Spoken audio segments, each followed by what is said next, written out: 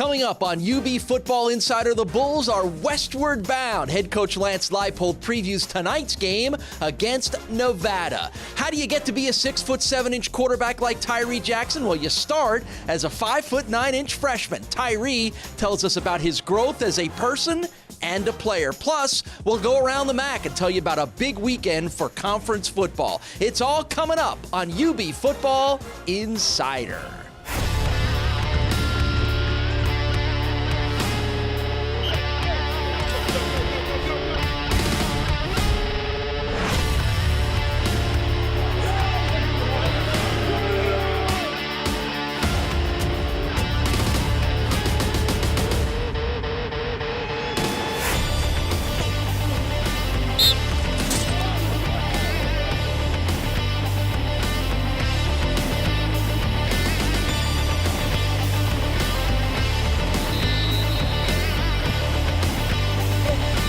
Got a hole at the 30, to the sidelines at the 35, at the 40, at the 45. Sussman to throw, hit sack, brought down by Jordan Collier, his first career UB sack. Jackson loops it up into the end zone, and it is caught for the Buffalo touchdown. Hold on, 2, 1, 2. Oh.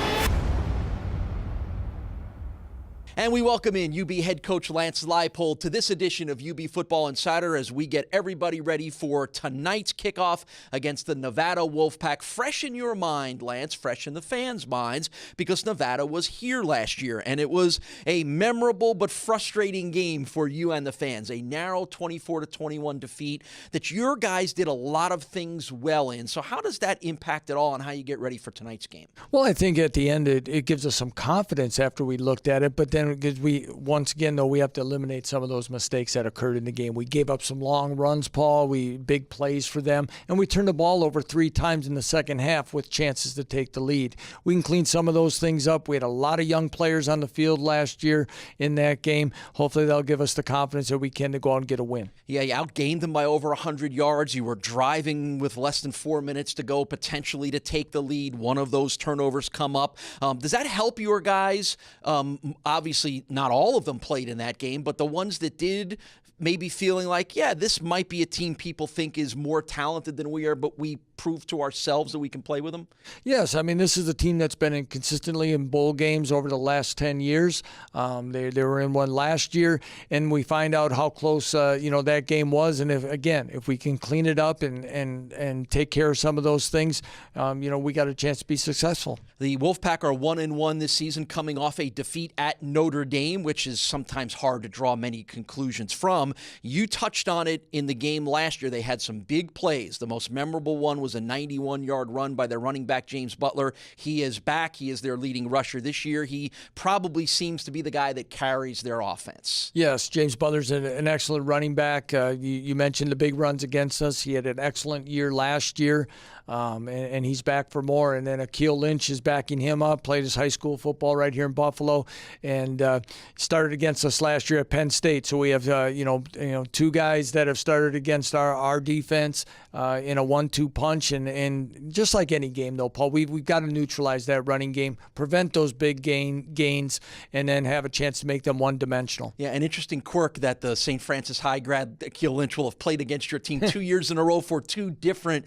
teams. I know he was a little banged up in their game against Notre Dame. We'll see whether he plays, but we'll see how that turns out. Offensively, they have some very tall receivers. They have a tall, athletic quarterback. We saw a lot of those guys last year. Where would you put their passing offense right now? Well, I think it's very solid. It complements their run game immensely. They've had new offensive coordinator, and they've added some tempo, much like us at times. So I think they have a great package that they're able to keep people off balance. I think they have great length at the receiver position. That height gives them a chance to throw the ball up and go make plays, and that'll be a challenge for our corners. Defensively, they were outstanding last year, and they had a great defensive line. 2 of those players wound up in NFL training camps this year, but as with college football, they graduated 6 of those starters from last year. So do you see from Nevada a defense a little bit in transition trying to find itself? I think so, but this is game 3, and they played in a big venue last week in a great environment at Notre Dame. They had a home game already, so they've kind of got both of those things taken care of, and I'm sure they're going to continue to develop. You kept alluding to their offense. 4 of the 5 offensive line starters are back. So that's the experience side of the ball for them. You could see the one that's probably in development is maybe their defense, and we need our offense to take a positive step from our first game as well to go against them.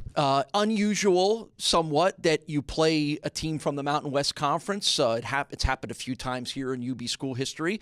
Certainly unusual that you would travel this far to a game. What are the challenges for you as a coach trying to get your guys adjusted? Is it a big deal? Do we make more of it? You don't play very often on the West Coast time. Well, here you are with this one. Well, probably ask me that one in a week. I'll have the best answer. But it could be. But I think a lot of things, it depends on what you make of them as well. And I think we have a good plan as we adjust from time zones, and this is a big change for our guys. But between what time we want to get them to bed on Friday night to getting them up and get ready for the game today, those are all things that we've taken into account. And again, these are young men who are going to be anxious to play under the lights, play a quality opponent, and I know they'll be ready. Do you like challenging your team against similar teams from similar conferences like the Mountain West? What do you learn about your team? Well, I think how you match up against that. I guess in today's college football world, you hear everybody talk about Power 5 conferences and Group of 5 conferences, Paul. And I think when I was hired for the job, that was one of the things the administration talked about was we're going to play one Power 5 opponent and then play 2 Group of 5 opponents and try to get those to be home games, and then probably it could vary on you're an FCS opponent or maybe another Group of 5. So this is a good matchup. As I said earlier, a team that's been consistent in bowl games. They have good tradition. I think it's a great matchup for us to find out where we're at. All right. Well, it will be the farthest west the Bulls have ever played. They did play out in Reno, Nevada in 2004, second time for the trip out there, but it is the farthest west the Bulls will ever play. And don't forget, because of the time change, a 9 o'clock Eastern time kickoff later on tonight. Coach rejoins me for our next segment when we talk a little more and let you learn a little more about exciting freshman quarterback Tyree Jackson. That's next when UB Football Insider returns. Buffalo sports fans, the Bulls are back at UB Stadium when they host the Army Black Knights on Saturday, September 24th at 7 o'clock. Stampede Square opens at 4 p.m., featuring family fun entertainment and country music star David Nail on the Tailgate Concert Series stage. For tickets and more information, call 877-UB-THERE or visit ubbulls.com. It's football, tailgating, and live music, so make sure to be counted and get your tickets today.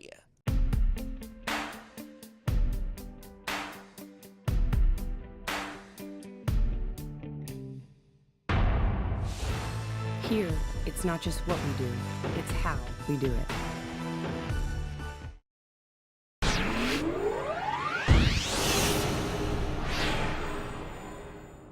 This segment of UB Football Insider with Lance Leipold is brought to you by CEFCU.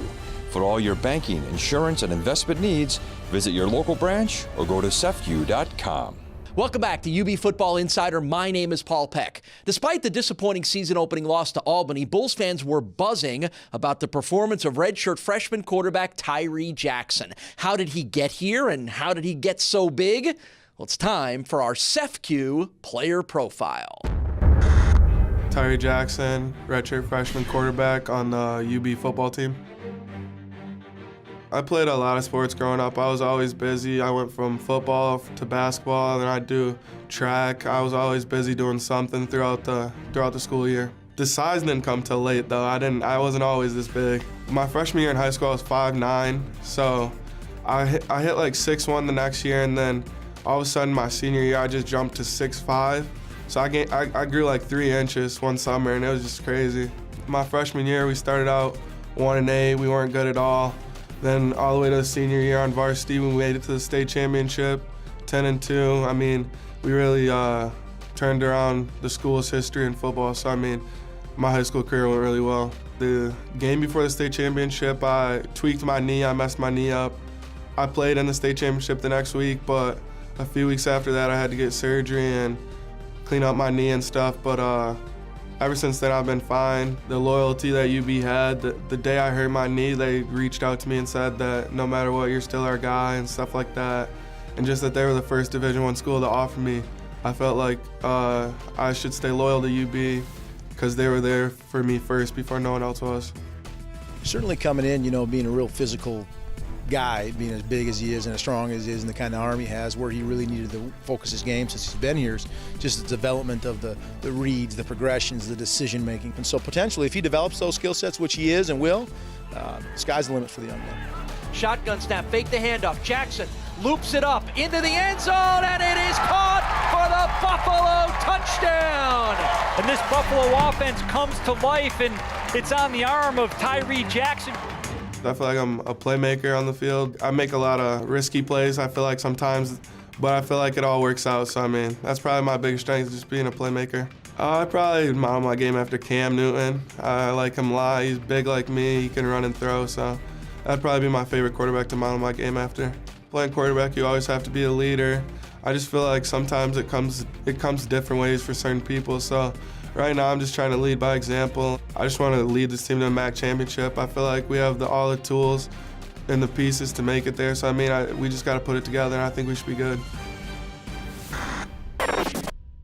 Well, Coach, I think the interesting thing that Tyree talked about in that piece was how he felt some loyalty to this program. And there were some big Power 5 schools that were in on him very late in recruiting, but he decided to stick with the blue and white here. Take us through that process a little bit. Well, once we accepted the job and our staff came to take a look at really all the recruits that had been committed up until that time, I thought it was important for us to honor all those commitments because I know they chose this football program but also this university. And Tyree was right there at the head of the class as a very talented young man. We saw how special he was, and it was a priority that we'd get to Michigan as quick as we could and continue that recruitment, continue the dialogue, and once we had a chance to meet him and his family, we knew we had somebody special. What jumped out to you about his performance in the Albany game, both positively and both on the side of things that a young quarterback has to work on to get better? It was his first performance. I want to make sure we all kind of remember that. Well, I think when he came in, he showed poise and he was ready to kind of give us a spark, and he did that. And I don't think he was rattled in any way. And we had some success with him there, and we scored some points. I think unfortunately people remember that we fumbled, and then I think a possession later we threw the interception. So, those are things as ball security. But again, I think his ability to run the ball, and I think he quickly showed people what kind of arm he had. He's part of a trend around college football of younger quarterbacks playing earlier and playing successfully.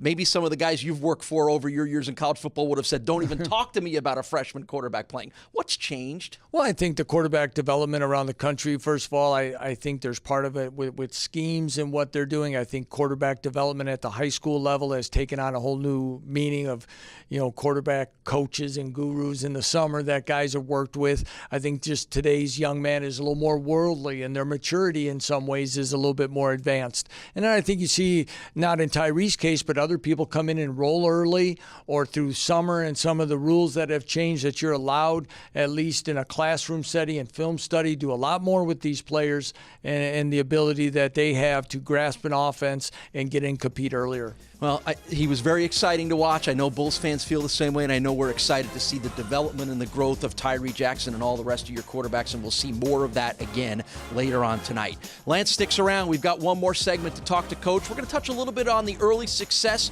around the Mid-American Conference. That's next on UB Football Insider.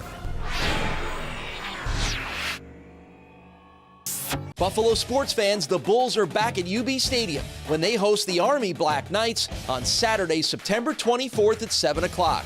Stampede Square opens at 4 p.m., featuring family fun entertainment and country music star David Nail on the Tailgate Concert Series stage.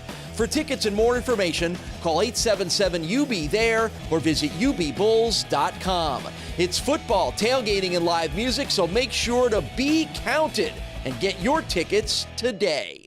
Support the new Football Excellence Fund and help build a strong foundation for years to come. Go above and beyond by investing in the future of UB football today. Log on to bullsblueandwhite.com for more information and a list of Football Excellence Fund benefits. Welcome back to UB Football Insiders. Time to take a look around the Mid-American Conference after a big weekend for some of UB's conference rivals. And there was none bigger than the upset that Central Michigan pulled on the road against 22nd ranked Oklahoma State. If you were watching college football last weekend, you saw this play endless amounts of times, and there's a good reason for that. After the controversial call that gave the Chippewas a final untimed down, it was quarterback Cooper Rush with the Hail Mary that gets caught by receiver Jesse Kroll, who then smartly flips it to his teammate Corey Willis, and then Willis battles his way into the end zone to give the Chippewas an incredible 30-27 win. Meanwhile, Central Michigan wasn't the only Mid-American Conference team to pull off a big win. The Ohio Bobcats went on the road and took on Big 12 school Kansas, and it was the Bobcats that got a big win, beating the Jayhawks 37-21. Ohio quarterback Greg Windham accounted for over 300 yards of offense as the Bobcats dominated with 43 minutes in time of possession. The Bulls will take on their longtime rival, the Bobcats, in Athens, Ohio, on November 3rd. And the best team right now in the Mid-American Conference just keeps on winning. Those are the Western Michigan Broncos, and they did it again with a dominating 70-21 win over North Carolina Central that comes just 1 week after the Broncos beat Northwestern of the Big Ten 22-21. It's going to be a tough test for the Bulls when they travel to Kalamazoo, Michigan to take on the Broncos in Waldo Stadium. That game comes up later in the year on November 19th. Well, as you can see, it has been a good start to the football season for the Mid-American Conference, and that gives us a good chance to get a state of the conference by checking in with Conference Commissioner John Steinbrecher. I think, John, you would say the state of the MAC is a good one right now. As we've seen all kinds of transition throughout conferences in college football, the MAC has something that most conferences don't, which is some stability. Well, we're thankful for that, and I hope that continues. And I think we've had that because we're institutions that make sense for each other. We make sense geographically. We make sense in terms of our academic philosophies and how we fund our programs. And we have such tradition. And it just continues to grow and grow. And one of the beauties with Buffalo is you're starting to build a tradition within this league. You're kind of the newcomer, and it takes a while. And so now starting to build those rivalries, and you kind of got the target on the back after a couple basketball championships, and had some success in football, and now some success in women's soccer and some other things. And those are all the things that go into building up those rivalries and the things that make conference membership really special. Well, Lance, pretty impressive when you look at the MAC has 2 wins over the Big 12, 1 over the Big 12. That almost happens every year, but it speaks to the quality of football that's being played in this conference. Yes, it does. It talks about the balance within our league, the level of play some of our teams are playing at right now, and it really talks a lot about college football and really where the matchups can go on each and every Saturday. How amazed were you by the Central Michigan play? It's just one of those memorable, all-time great plays. Yeah, it sure got a lot of national notoriety with it. It was a great play, and you could tell that there were some things there that they had practiced and worked on to make that play happen. I guess people always want to know, how much do you guys work on oddball plays like that? Well, you know, the interesting thing is you only have so many hours in a week, and you try to cover them. And usually you try to have that checklist on Thursdays through one of your last real practices of the week. That or on Friday, you're trying to cover scenarios. But we try to cover any of those type of Hail Mary passes or all those each and every week. You heard Commissioner Steinbrecher talk a little bit about the state of the MAC. Now that you're a year plus into being engrossed in this conference, what have you learned sort of about the personality and the fiber of the Mid-American Conference? Well, it's a great conference. You've always heard people talk about it, but when you have a chance to become part of it, you see how special it is. And the other part of that, Paul, is you find out really still that we're still fairly relatively young in this conference, and where we're going to build a program, build a department of total consistency. But again, the matchups and where you see different teams have success for a period of time, but each and every year there's somebody new that emerges. Yeah, and I think the other interesting thing on the MAC's credit is that you can't turn on on an NFL game or pro game these days and not see guys who've come from this conference. Earlier this week, fans that watched on Monday night saw right now what might be the best passing combination in the NFL, a pair of MAC guys in the Steelers, Ben Roethlisberger and Antonio Brown. Well, it says a lot about, development of players. A lot of players are overlooked, but you look at the area in which we're able to recruit and the time that players may get to play in this conference and be multi-year starters and a chance for them to hone their skills and have a chance to play at the next level. Yeah, and of course, the Bulls that are in the NFL are all off to good starts. Khalil Mack's team won. James Starks and Jake Shum, all playing for your hometown Packers there, got off to a good start as well, too. Yeah, that's great to see, and great to see those guys having success, and of course, we're very proud of them. Yes, we certainly are. Well, Coach, thank you very much. Good luck later tonight on the road against the Nevada Wolfpack. We'll catch up with you to recap the game next week, get everybody ready for Army. Don't forget, a 9 o'clock kickoff tonight with the Bulls and the Wolfpack. You can hear the game on ESPN 1520 here in Buffalo, and you can see it, the live stream, on Twitter. When we come back, much more on UB Football Insider.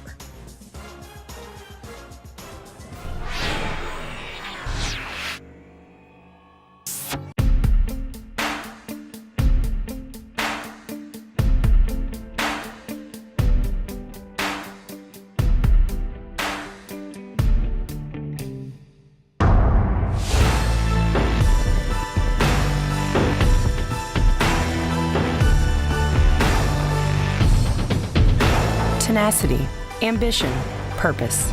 Here, it's not just what we do, it's how we do it.